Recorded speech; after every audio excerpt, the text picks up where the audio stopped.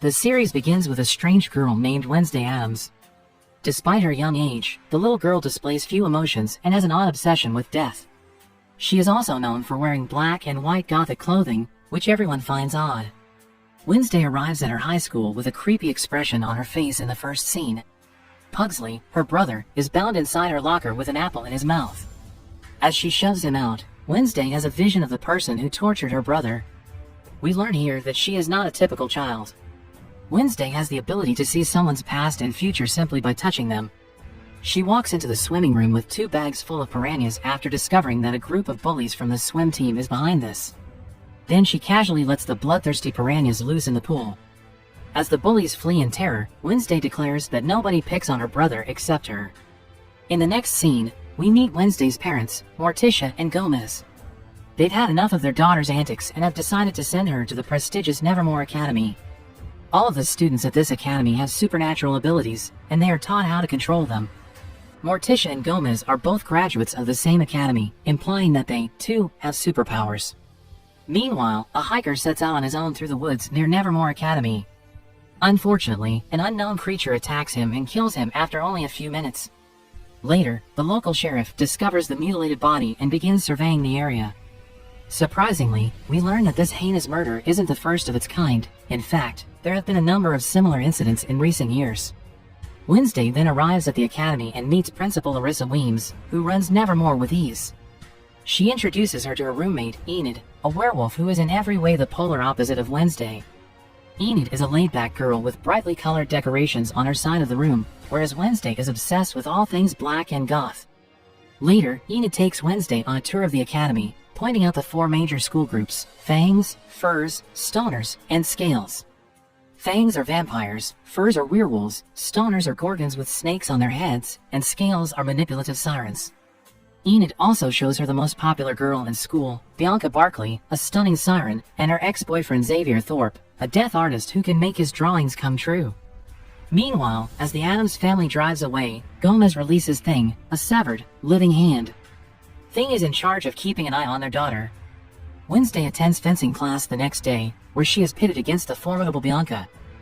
After some back and forth, the girls find themselves with equal points and decide to remove their masks and fight until someone draws blood first. A brutal battle soon ensues, with both of them matching each other stride for stride. However, in the end, Bianca triumphs when she slashes a small cut on Wednesday's cheek. Later, as Wednesday emerges from the infirmary after being bandaged, she is nearly crushed to death by a falling stone gargoyle. Fortunately, Xavier, the death artist, arrives just in time and pushes her out of the way. Wednesday returns to her room shortly after, but she suspects that someone is watching her. As a result, she searches the room and eventually finds Thing's hand. Wednesday, realizing it is her parents' fault, threatens the hand to be loyal to her or she will lock him in a drawer. Thing, terrified, vows to be faithful. She is required to attend mandatory therapy sessions as a result of Wednesday's piranha prank. As a result, Larissa, her principal, drives her to her therapy session in Jericho, a small town outside of Nevermore. She meets with her therapist but does not discuss anything. Wednesday, on the other hand, has another plan. She excuses herself to use the restroom before fleeing through the window. She accidentally runs into a man outside. She has a vision in which she witnesses the man's death. Wednesday, terrified, goes to a nearby coffee shop. There, she meets Tyler, the sheriff's son and a barista. Tyler is having some mechanical issues with his espresso machine. The instructions are inexplicably in Italian, but Wednesday, thankfully, can read Italian. She quickly fixes the device and requests a ride to the nearest bus stop. But before Tyler can respond, a trio of bullies dressed as pilgrims storm the store and taunt her. Wednesday tries to ignore them, but when she has had enough, she fights back and easily smacks them down. Principal Larissa arrives at the store with the sheriff after a while and notices the carnage. She lashes out at Wednesday before driving her out of town. They pass a terrible car wreck on their way to the academy. The victim is the same man Wednesday saw earlier in her vision. Later that night, in the dorm balcony, she plays a haunting song on her cello. It's a full moon night, and you can hear several werewolves howling in the distance. Enid, who is a werewolf herself, reveals that she will not join them because she cannot transform. Meanwhile, Thing enters Tyler's room and requests that he call Wednesday. Despite his fear, he agrees and the two begin video chatting. Wednesday invites Tyler to meet her at the harvest fair the next day, claiming that it will be enjoyable. In reality, she just wants to get out of the academy. While at the fair, we notice Larissa keeping a close eye on Wednesday. Despite this, the goth teen manages to catch up to Tyler. The two are almost out of there when Wednesday runs into one of her classmates, Rowan. He flees into the woods, and she has a vision that Rowan has been brutally mauled to death by someone since Wednesday touched him. Terrified, she changes her mind and pursues him to inform him of the news. Rowan uses his telekinesis ability to secure her high up on a tree before she can say anything. He then reveals that 25 years ago, his mother, a powerful seer, predicted Wednesday destroying the Nevermore Academy. As a result, Rowan believes he must kill her before anything bad happens. He then begins telekinetically choking her, but then a massive monster leaps in, tears Rowan apart, and vanishes into thin air. Wednesday stands over his mutilated body, looking at the alleged drawing of his mother. Soon after, police officers led by the sheriff begin searching for Rowan's body, but they are unsuccessful. The sheriff, as expected, does not believe Wednesday's claim of a monster attacking Rowan and believes it was a Nevermore student. An officer interrupts their conversation, and we see Rowan, who is still alive. Wednesday enters her room to find her roommate, Enid, preoccupied with the Poke-Up competition, an annual boat riding game. Later, she attempts to speak with Rowan, but Principal Larissa informs her that he has been expelled for reasons she cannot disclose. As a result, Wednesday goes back to Plan B and requests that Thing keep an eye on Rowan. The scene then shifts to Rowan, who has arrived at the train station, followed closely by Thing. After observing his surroundings, he sneaks into the restroom and disguises himself as an elderly man. Thing, however, loses track of him and misses the transformation. Later, the old man's name is changed to Larissa, the principal. This reveals that she is a shapeshifter, and she is covering up Rowan's murder for some reason. With no other options, Wednesday goes into the woods to look for evidence of Rowan's murder. Tyler, who is stalking his father, is accompanying her. She eventually finds Rowan's glasses, and as she picks them up, she has a vision. She sees a purple book in the vision, from which Rowan got the drawing. Wednesday wastes no time confronting her class teacher about the book, and the latter reveals that it belonged to an old student society known as the Nightshades. However, the society has long since been disbanded. Wednesday sneaks into Rowan's room after school to look for the book. She discovers a mask beneath his bed, but Xavier arrives before she can leave. He is Rowan's roommate, it turns out. Wednesday quickly hides under the bed, just as Bianca arrives to see her ex. She overhears their conversation and discovers that Bianca intends to humiliate Enid in the upcoming boat riding competition. As a result, as soon as she returns to her room, Wednesday decides to assist Enid by entering the competition so that they can defeat Bianca. Wednesday and Enid prepare for the competition the next day. Because there are no rules, everything is fair game, which Bianca is taking advantage of. The game consists of 4 teams rowing their boats to a destination and returning. The winner is the first person to cross the finish line without being knocked out in the lake. As the competition begins, Bianca teases one of her friends about sabotaging the other boats. The friend, who turns out to be a mermaid, dives into the lake and destroys one of the boats, effectively knocking out the team. Fortunately, Wednesday and Enid are prepared, and with Thing's assistance, they manage to capture the mermaid. Wednesday, on the other hand, has a different vision during the competition. This time, she sees a blonde-haired version of herself, who informs her that she is the key. Wednesday regains consciousness, only to discover that Bianca's team has taken the lead in the race. She and Enid, unable to give up, decide to play dirty. They use Bianca's dirty tricks against her and eventually win the competition. For the first time in 4 decades, a non-siren team has won the prestigious competition. Later, Principal Larissa honors the winning team by handing Enid the Poke-Up trophy. Wednesday, however, is overwhelmed by the attention and seeks refuge with Edgar Allan Poe, a former student of the Nevermore Academy. She notices a symbol beneath the stone book he's holding. It's the same symbol Rowan had carved in the picture he'd given her before he was mauled to death. Wednesday solves a series of riddles etched in the book quickly and discovers a clue, that is, snapping twice. When she snaps twice, a secret corridor suddenly opens, revealing a hidden chamber. Wednesday successfully locates Rowan's book, from which he tore the picture. She stuffs the book into her backpack, but before she can go any further, a black sack is thrust over her head. When the sack is removed, she is surrounded by Bianca, Xavier, and a few other students who are members of the Nightshades Club.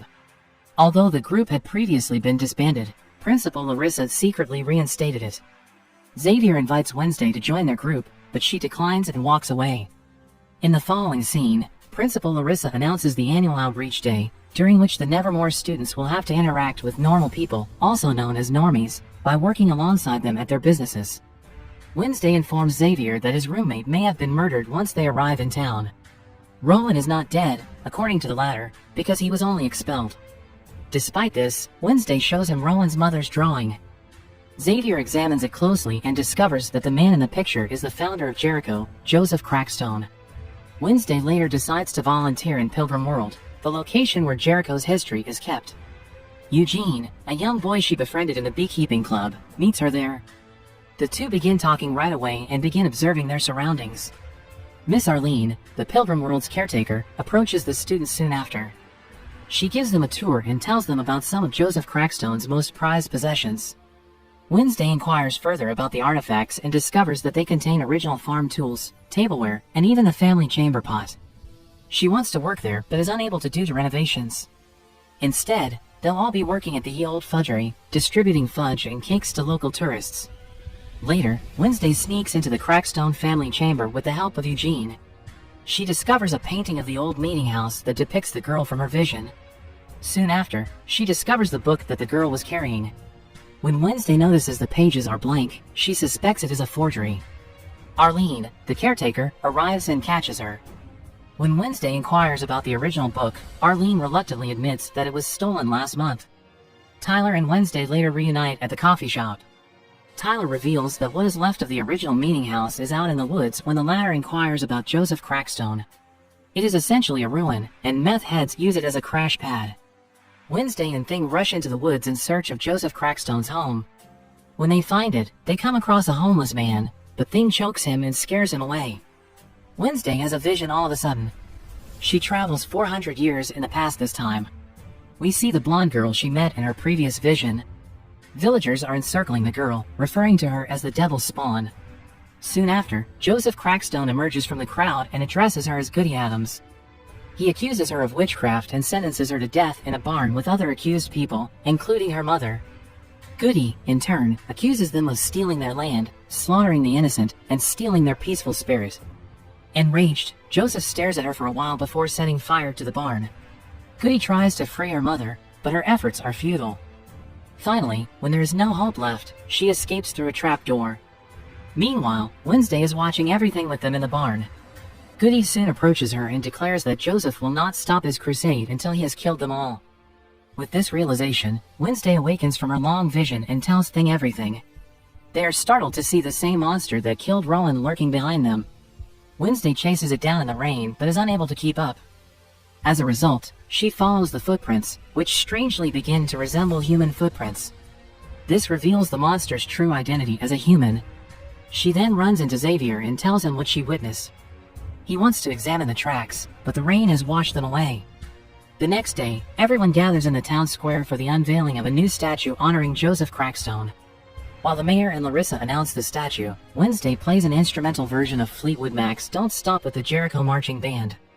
However, disaster strikes when Thing, in accordance with Wednesday's orders, sets fire to the statue. While others flee in terror, Wednesday's eyes gleam with vengeance as she plays the cello quickly.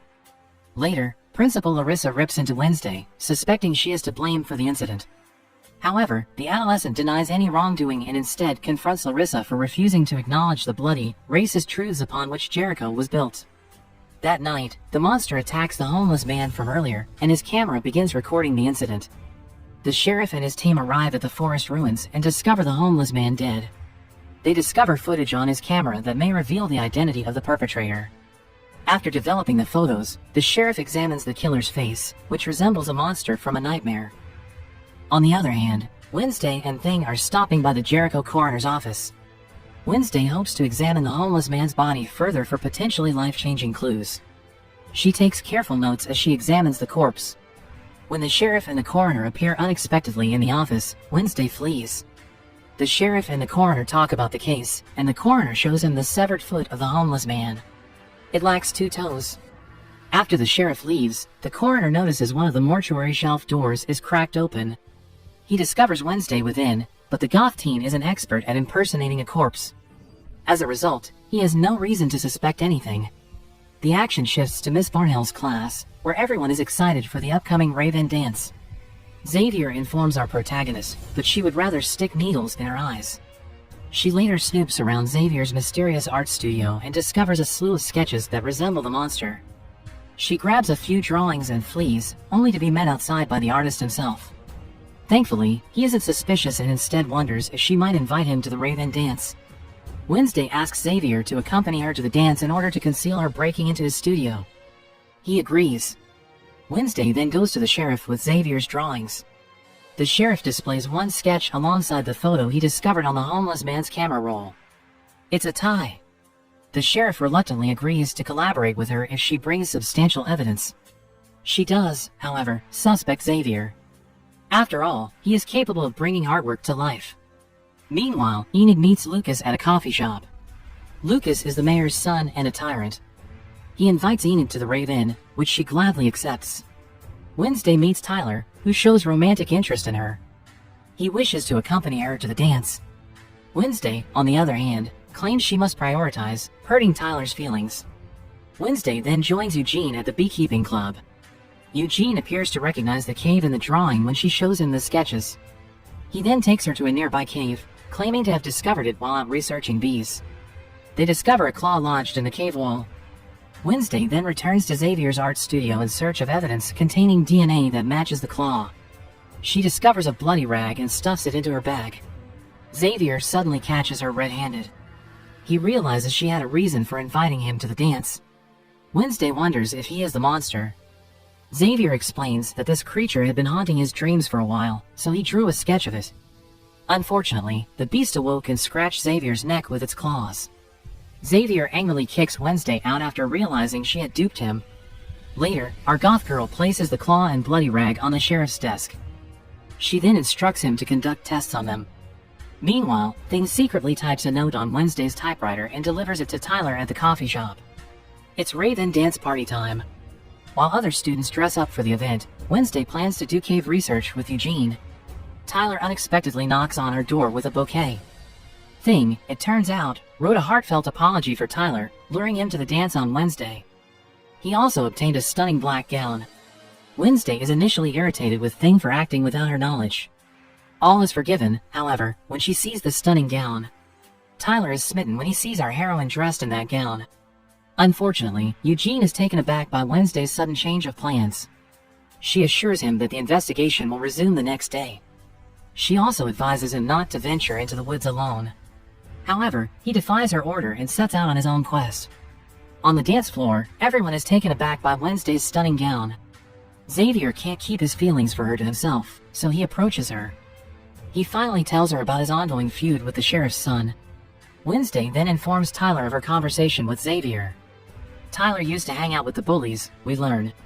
During last year's outreach day, they destroyed Xavier's wall painting and assaulted him. Tyler explains that he is no longer that person.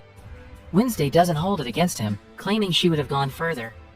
Meanwhile, we see Lucas texting his friends, who intend to exact vengeance on the outcasts for the burning of the Joseph Crackstone statue. Wednesday then surprises everyone by performing her exceptional goth dance steps on the floor. Eugene has returned to the cave site in the woods. He watches as someone sets it on fire. Back at the dance, Lucas and the bullies turn on the sprinklers, squirting red liquid everywhere. The dance floor is now completely covered in red paint. Everyone screams and tries to run, but they just keep falling down. Wednesday is struck by a vision of a terrified Eugene and his death. She makes a beeline for the woods to find him. Meanwhile, after hearing the monster's snarls, Eugene attempts to flee. Wednesday cries out for him, but he does not respond. Unfortunately, Eugene is attacked by the creature before she can reach him. Eugene is covered in blood from head to toe when she finds him. Miss Thornhill, the class teacher, also arrives and inquires if he is still alive. Wednesday is seen flipping through her father's police file in the following scene. We travel back 32 years to a stormy night when Larissa discovers a dead body in the Nevermore courtyard. Young Gomez stands on scaffolding with a sword in his hand. He's drenched in blood. We see the cops arresting Gomez while young Morticia confesses that she's never been more in love with him than when he's handcuffed for murder. We've arrived in the present day for Nevermore's parents' weekend. As usual, Gomez, Morticia, Pugsley, and Lurch arrive in style. Principal Larissa addresses all of the visiting families and students. Enid bemoans the arrival of her werewolf family. Enid's mother, predictably, criticizes her daughter for not developing her lycanthrope abilities. Meanwhile, Morticia and Gomez confront their child about her time at Nevermore. Gabrielle, Bianca's mother, also makes an appearance at the event. Later, Morticia reads Larissa's yearbook and reflects on happy memories. She recalls Larissa and Morticia performing for the talent show, and Larissa's Judy Garland impersonation was perfect. Principal Larissa informs the Addams family that the therapist wants them to attend a group session on Wednesday. The Addams agree to undergo psychotherapy. Meanwhile, Sheriff Galpin is on the phone at the coffee shop, inquiring about the monster's claw DNA test. He notices the Addams family's sleek black car approaching. The sheriff then receives a call about Dr. Anwar, the medical examiner who committed suicide. The Addams family then gathers with Dr. Valerie Kinbot for a group chat. Pugsley, like Gomez and Morticia, admits to missing his sister. But Wednesday is in for a surprise. She pulls out her father's police file and demands to know who Garrett Gates is and why Gomez murdered him. Morticia, enraged, chastises her daughter for looking up this information now. The charges against Gomez were dropped because the case was old. Morticia storms out, enraged. Wednesday then informs her mother that she intends to investigate whether the latter supports her. Meanwhile, Bianca meets Gabrielle at the coffee shop, where she reveals the true reason for her visit. Gabrielle is the leader of the Morning Song cult, in which she manipulates people for money. Her siren song, however, is fading. She married Gideon, a guy Bianca despises, and they both hope Bianca, who changed her name when she arrived at Nevermore, will return soon. Otherwise, Gabrielle must reveal that Bianca cheated her way into the academy. Wednesday pays a visit to Eugene in the hospital in the following scene. The poor boy is in a coma in the intensive care unit. Our goth girl blames herself for the monster's attack on Eugene. Eugene's mothers pay a visit, and they thank Wednesday for her friendship because Eugene has never had one. Elsewhere, the sheriff visits the morgue to assess the situation. Dr. Anwar left a note before committing suicide, expressing regret for forging documents in a murder case from 3 decades ago. Unfortunately, someone smeared black gum on the camera, so the police won't be able to determine what happened to Dr. Anwar. The sheriff believes the late coroner regretted manipulating the Gomez-Addams/Garrett Gates case. He needs to imprison Gomez now that he has the evidence. Wednesday then stands by as Morticia places a red rose on Garrett's grave. Sheriff Galpin storms in to arrest Gomez while everyone is feasting in the school courtyard for the festivities. The Addams family is stunned as Gomez is handcuffed and led away. Later, Wednesday and Thing pay a visit to her father in prison. She is determined to learn the truth. He reveals that Garrett developed an obsession with Morticia, was even stalking her. Morticia called the cops, but to no avail. Finally, Gomez subdued an enraged Garrett. Wednesday is no longer convinced that her father is guilty after hearing his story. Meanwhile, Enid's mother hands her brochures for a summer camp for lycanthrope conversion. The camp is intended for Enid to forcefully transform her into a werewolf, as she has not yet become one. Enid, predictably, objects. When Wednesday visits Morticia, we see her standing in the Nightshade's meeting place. Morticia reveals the truth about what happened that fateful night. Morticia noticed Garrett foaming at the mouth in rage while Gomez was attempting to defend himself. She stabbed him because she had no other option. Gomez grabbed the sword and urged Morticia to hide in her room after his body fell onto the courtyard below and was discovered by Larissa. As it turns out, Gomez was to blame for Morticia. Wednesday wonders if Garrett was afflicted after hearing that he was foaming at the mouth. Morticia follows in her daughter's footsteps. As a result, the two set out on a trip to the Jericho cemetery. Wednesday digs up Garrett's grave for evidence, but they are apprehended by cops and arrested. We see them being thrown into the same cell as Gomez. Fortunately, Wednesday was able to retrieve something from the grave and show it to her parents, its blue-tinged finger, the color of Nightshade. They realized that when Morticia stabbed Garrett, he was already dead. He was poisoned by Nightshade. Wednesday suddenly has a vision. Garrett's father orders Garrett to poison everyone at Nevermore with Nightshade in a vision. A vial of poison is seen passing between the two. According to Wednesday, the vial broke in Garrett's pocket, poisoning him. Following their release, our mother-daughter team makes their case to Mayor Walker. Morticia accuses him of attempting to save his own skin. Walker did nothing when she told him about Garrett stalking her while he was sheriff. He attempted to conceal the facts of the case. Wednesday then displays Garrett's nightshaded finger to him. Morticia orders Walker to release her husband or she will expose him for the liar he is. Fortunately, he agrees. As a result, all charges against Gomez are dropped for the second time. Sheriff Galpin even apologizes to Gomez and shakes his hand. Meanwhile, Enid stands up to her mother and orders her to accept her for who she is. She'll transform into a werewolf when the time comes. Wednesday bids her family farewell at the end of parent-teacher weekend. Wednesday confronts her principal later, after looking through Larissa's yearbook. Larissa did more than just impersonate Judy Garland for Nevermore's talent show, she became Judy Garland. This implies that Wednesday has discovered the truth about their principal. She is a shapeshifter. She disguised herself as Rowan the day after his murder to convince everyone that nothing was wrong. Larissa claims she did everything she could to keep the school out of the spotlight. Wednesday inquires about Eugene's protection from the shape-shifting principal. Larissa and Wednesday are startled to hear clamoring and shouting outside. On the school lawn, they discover the message "Fire will rain" written in fire. Wednesday then performs a ritual to contact her ancestor, Goody Addams. She hopes that her ancestor will assist her in mastering her psychic abilities. Enid interrupts Wednesday's concentration. While the two are talking, a mysterious figure slips a note card beneath their door. Wednesday must go to Joseph Crackstone's crypt at midnight if she wants answers. Wednesday is accompanied by Enid to the crypt, which turns out to be a birthday surprise party for our goth heroine. She notices the writing on the old fireplace is the same as the writings burned on the school's lawn as they sing her happy birthday. She has a vision of Goody warning her about Crackstone's impending visit. Goody can't help her hone her psychic abilities, but she can point Wednesday in the right direction. The latter must investigate the dilapidated mansion that stands before them. It contains the answers she is looking for. In other news, Principal Larissa pays a visit to the mayor and requests his assistance in locating the delinquents who left the burning message at her school. The mayor is happy to oblige and also informs her that they are working to find the perpetrator of the recent attacks. Back at the academy, Xavier stands beside Wednesday as she investigates the "Fire will rain" message on the school lawn.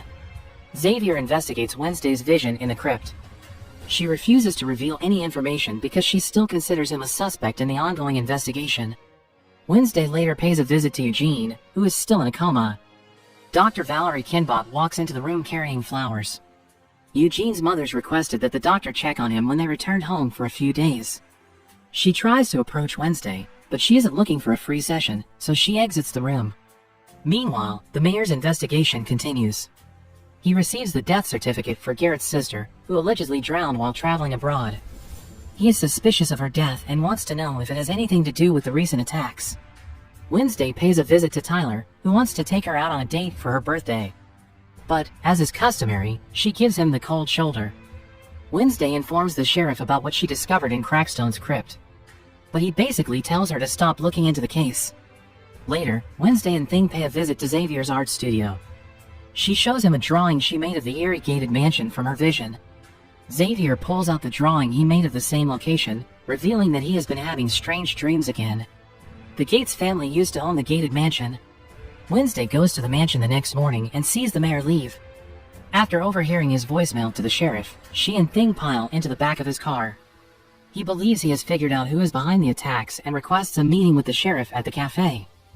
He drives to the cafe, oblivious to the fact that Wednesday and Thing are hiding behind him. A blue Cadillac hits the mayor as he crosses the street to meet with the sheriff when they arrive in town. Following the incident, the sheriff records a statement from Wednesday, who claims she crawled into Walker's car to learn more about what he discovered at the Gates mansion. When Wednesday returns to Nevermore, the principal chastises her by revoking her outside privileges, which include going into town. Wednesday calls Tyler the next morning to tell him that she has reconsidered his offer of a date, but we all know that this is just an excuse for our heroine to leave the academy and continue her investigation. She then tricks Enid into sneaking out of school to relive her birthday party. They slip out, and Tyler meets them outside. Meanwhile, Xavier knocks on Wednesday and Enid's windows and discovers Thing typing on the typewriter. Thing tells him where the girls are going. Our group then proceeds into the Gates mansion, much to Enid and Tyler's surprise. Wednesday finally reveals to them that they have been duped. Tyler is disappointed because he expected them to go on a private date. Enid is disappointed because she expected them to have a girls' night out. They continue with Wednesday, however, inside the mansion. Wednesday discovers the blue Cadillac that struck the mayor at the mansion. Then, inside, she discovers a hidden altar for Joseph Crackstone, with the candles still warm. Everyone divides up to search the rumored haunted mansion. Enid then summons Wednesday, and the two investigate one bedroom that appears to be perfectly organized and tidy. The bed is made, and there are fresh flowers on the table. Wednesday discovers a music box bearing the initials LG Laurel Gates. That's the name of the file Walker was looking through earlier. Before they can continue their investigation, Enid and Wednesday hear Tyler yelling for help, warning them about the monster. The monster pursues the girls through the house, and they end up in the basement. They discover the monster's victims' trophies in the basement. These trophies are actual body parts from the murderer's victims. They don't have much time, so they leave the house and return to find Tyler. They discover him alive, but with extensive claw marks on his chest. Xavier arrives at the same time and assists them with Tyler. They then return Tyler to his home. The sheriff enters and orders the Nevermore children to leave. Wednesday then returns the sheriff to the Gates home, but everything has been cleared out. The trophies and the monster are nowhere to be found. The sheriff believes she is lying and is enraged that she has put his son's life in danger. Wednesday is not allowed to see his son again. She returns to her room and examines the music box she found in the mansion. Suddenly, a slew of photos spills from the bottom. Wednesday and her loved ones are all present. Someone with a gloved hand is seen elsewhere in the hospital unplugging Walker's ventilator while he is unconscious. The following scene depicts Mayor Walker's funeral. Whoever turned off his ventilator killed him. Wednesday observes the mourners, convinced that the murderer is right in front of her. She notices a stranger lurking in the distance. She follows the stranger into the nearby woods, where she discovers it is none other than Uncle Fester. Fester informs his niece that he requires a place to rest for a few days following a job. Wednesday accompanies him to Eugene's beehive barn. She then consults with her uncle about her current situation. Fester mentions that the creature our heroine is searching for is known as Hyde. Nathaniel Faulkner, the founder of Nevermore Academy, conducted extensive research on the monsters. Fester reveals that Faulkner kept his diary in the library of the Nightshade. Wednesday suggests they return later to retrieve it. Later that night, Wednesday goes to Nightshade's secret room. The uncle-niece team steals Faulkner's diary. Wednesday then goes through the diary. She discovers a wealth of information about Hydes. They are artists by nature, which means they are regular people. The Hyde side remains dormant until it is activated through hypnosis or chemical induction. It can also become active as a result of a traumatic event. The Hyde will inevitably form a bond with its liberator, also known as its master. Wednesday spies on Xavier the next morning, convinced he is the monster. She and Fester follow him and spy on him in the woods as he meets Dr. Kinbot. She believes Dr. Kinbot is the master and rushes to inform the principal. When Wednesday arrives at the principal's office, she is surprised to see the therapist there and decides not to inform the principal any longer.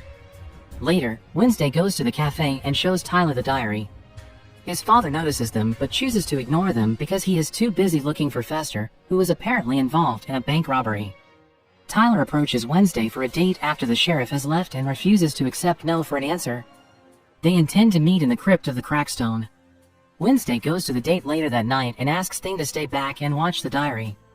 Tyler has prepared a sweet and romantic date for Wednesday at the crypt, and she is enjoying it.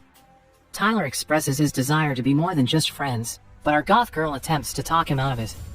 When Tyler gets closer to kissing, his father, the sheriff, arrives with his team. Fester is wanted by the cops. Wednesday returns to her dorm after an interrupted date to find it ransacked. This person also stole Faulkner's diary. Thing was also stabbed through the palm and affixed to the wall by the perpetrator. Wednesday rushes Thing to Uncle Fester and demands that he act. Fester practices his electrical abilities before attempting to resuscitate Thing with electroshock. Fester, thankfully, succeeds in resurrecting Thing. Wednesday requests that her uncle leave the school grounds the following day because the police are closing in. The next day, Bianca and Luca approach Wednesday and inform her that they have information on the assassination of the mayor. Lucas discovered some information on his father's laptop. He believes his father recognized Laurel and was about to reveal her identity when she murdered him. According to them, the Gates mansion was purchased by a 90-year-old heiress who died a year later. The name of her caretaker was an anagram of Laurel Gates. As a result, Laurel returned to Jericho to exact vengeance on those who had harmed her family. The parents of Wednesday, the mayor, and the coroner are prime examples of this. Wednesday believes Dr. Valerie Kinbot is the murderer. Next, she decides to confront her therapist, Dr. Kinbot, whom she believes is the master of the Hyde. The therapist is perplexed by her accusations and believes Wednesday has finally snapped. Dr. Kinbot calls the principal after Wednesday has left to complain about Wednesday's vile accusations. She hears someone in the bathroom while on the phone. When we open the door, we see the Hyde monster attack the doctor. Later, when the sheriff informs them of Dr. Kinbot's death, Principal Larissa sits with Wednesday in the hospital's waiting room. Wednesday decides to end it all by confronting Xavier in his secret art studio. She notices how detailed and accurate his drawings of the Hyde monster are. Xavier maintains his denial of the accusations. The sheriff and his team storm into the studio, having discovered the victim's belongings in Xavier's studio. They arrest Xavier after gathering evidence. Poor Xavier tells the cops over and over that he is being framed, but no one believes him. Wednesday then visits a nearby coffee shop. She finally kisses Tyler after some flirting. A powerful vision, however, knocks her to the ground. Dr. Kinbot is seen in the vision lying in a pool of blood with Tyler, who has just transformed from a raging monster to a human. He stands shirtless and bloodied over Dr. Kinbot's lifeless body. It turns out that Xavier is not guilty after all. Wednesday rushes out of the shop, paralyzed with fear, leaving Tyler perplexed as to what went wrong. That night, our heroine summons Tyler to the woods. He believes it is just another date, but Wednesday reveals him to be the Hyde monster. Tyler, of course, denies it and questions why she would meet him alone if he were the murderous creature. Surprisingly, a few Nightshades members, including Bianca and Yoko, emerge from the shadows to assist Wednesday. They take him to Xavier's art studio and chain him to the chair. Wednesday begins questioning him. Tyler's mother was a Hyde, and she believes Tyler inherited the genes from her. He claims his mother suffered from severe bipolar disorder, but she, too, was a Hyde. Tyler then emphatically denies everything. Wednesday is unmoved by his phony plea and decides to torture him, believing that a Hyde only understands pain and that torturing Tyler will set him free. Wednesday then pulls out 2 tasers, giving the other students pause. They did not agree to be tortured. When Wednesday starts shocking Tyler, others leave because they don't want to be a part of it any longer. Meanwhile, the sheriff is listening to tapes of Dr. Kinbot's sessions with Tyler. He turned out to be one of her clients as well. She explains how his mother's death left deeper psychological scars than she realized. Just then, the sheriff receives a phone call from Principal Larissa informing him of Tyler's kidnapping. Bianca and the others had rushed to inform the principal of what was going on. The sheriff and his men then storm into the art studio before Wednesday can inflict any more pain on Tyler. Tyler and Wednesday are taken to the police station. Galpin will not face kidnapping charges, according to Principal Larissa. Tyler requests to speak with Wednesday privately as she is about to leave the police station. He confesses to the crime and tells her that he was thrilled by his victim's fear every time he killed. He warns her that she has no idea what's going to happen next. As a result, the principal decides that enough is enough and dismisses Wednesday, telling her to prepare to leave the school the following afternoon. Wednesday attempts to persuade her to give her more time to prove Tyler is a Hyde. The principal refuses, stating that she is disappointed with how Wednesday turned out. Following that, Wednesday and Enid said their final farewells. She even bids Bianca and the Nightshades farewell and warns them to be prepared for what Tyler has in store for them next. Meanwhile, Miss Thornhill gives her a white oleander as a farewell gift and wishes her well. Wednesday pays a visit to Eugene, who has awoken from his coma, before leaving town. Eugene sits upright in his hospital bed, surrounded by bee-themed gifts. Our best friends from the beekeeping club have finally reunited. Wednesday claims that Dr. Kinbot set fire to the Hyde cave and that she had control over Tyler before he turned on her. However, Eugene recalls seeing someone wearing a black coat and red boots before the cave burst into flames. Wednesday quickly realizes that Miss Thornhill is the only person she has seen wearing red boots. She then returns to the school and confronts Miss Thornhill, also known as Laurel Gates, in the conservatory. Miss Thornhill initially dismisses the accusations, but she becomes increasingly irritated by Wednesday's persistence. Wednesday informs her that Tyler has told her everything. She reveals Miss Thornhill's evil plans and how she triggered Tyler's Hyde using plant chemicals. Tyler now refers to her as his master. Meanwhile, Tyler appears from behind and observes the conflict. When confronted with Wednesday's bare facts, Miss Thornhill confesses and asks Tyler to kill Wednesday, except Tyler isn't the real one, it's Principal Larissa who has shapeshifted into the boy. To Miss Thornhill's surprise, the principal quickly transforms back. She then requests cooperation from Miss Thornhill/Laurel. Miss Thornhill, at a loss for words, injects nightshade poison into Larissa. Unfortunately, the principal, Larissa, dies moments after being poisoned. Miss Thornhill then knocks Wednesday out with a shovel. Meanwhile, Eugene video calls Enid and informs her that Miss Thornhill is the bad guy, and Wednesday and Principal Larissa go to confront her. Enid promises to look for them in the conservatory. Thing then appears and frantically informs Enid of the dire situation and Wednesday's kidnapping. Then we see the rising of a blood moon in the sky. Wednesday awakens chained to the wall in the crypt. Miss Thornhill divulges her plan to demolish the school. She intends to resurrect Crackstone by using Tyler's body parts as a hide, which she has collected from his victims. Goody not only killed Crackstone, but she also cursed his soul. Miss Thornhill hopes to use Wednesday to break the bloodlock that Goody had placed on Crackstone's tomb. Wednesday, as the living descendant of Goody, is revealed to be the key to unlocking it. Miss Thornhill has everything planned for the ritual to take place on a blood moon night. Meanwhile, the sheriff is on his way to take the falsely accused Xavier to prison. But when he receives a call from an officer informing him that Eugene's parents believe something is wrong at Nevermore, he decides to go there. Miss Thornhill returns to the crypt and cuts Wednesday's hand off the seal on Crackstone's tomb. Crackstone is awakened by the ritual, and he promises his vengeance will be swift and true. Wednesday confronts him, but he stabs her and leaves her for dead. Fortunately, Goody appears in front of her and tells her how to defeat Crackstone. She instructs her to wear the talisman necklace her mother gave her.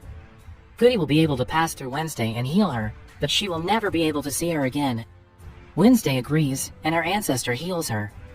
Enid returns to the academy and meets Bianca and the Nightshades in the Nightshades library. Enid suggests that the Nightshades and the Sirens use their manipulative abilities to force the students to leave the school. She then offers to take Thing and look for Wednesday in the woods. Enid begins to transform into a werewolf as she rushes to save Wednesday on Blood Moon Night. Back in the woods, the sheriff changes his mind and decides to track down his son's location. He drives into the woods, leaving Xavier in his car. Thing, thankfully, frees Xavier. Wednesday rushes to stop Crackstone after being healed, but she meets Tyler on the way.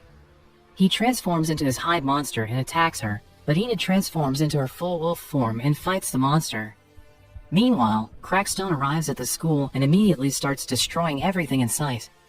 The battle between the werewolf and the hide devolves into a bloodbath. Enid triumphs, transforming into a human just in time for Thing to find her. Tyler is discovered unconscious and naked in the leaves, covered in blood, by the sheriff. Wednesday then returns to Nevermore and equips herself with her father's sword. She is about to slash Crackstone, but he is too powerful. When Xavier arrives on the scene, he shoots an arrow at Crackstone, but the Walking Dead redirects the arrow back in his direction. Wednesday takes a step forward, taking the arrow in the shoulder. Wednesday stands up and continues to fight Crackstone. Her sword, however, snaps into several pieces. Our astute heroine recalls what Goody told her about defeating Crackstone and stabs him in the heart with a scrap of the sword. He vanishes into thin air, but the battle continues as Miss Thornhill charges in with a gun. Eugene, fortunately, makes his grand entrance with his bees and causes them to attack her. The school has been saved. Enid later reunites with the Nevermore students who are hiding out in the woods. Then she dashes over to embrace Wednesday. The Addams family butler, Lurch, is seen removing the last of Wednesday's belongings from her room in the following scene. Classes for the remainder of the semester have been cancelled. Wednesday waves goodbye to her friends before noticing Xavier lounging on the floor above her. Xavier gives her a phone and even enters his phone number into the contacts. The series concludes with Lurch driving Wednesday home. She receives a text message from an unknown sender while sitting in the back seat of the family car. They send her photos while claiming to be watching her.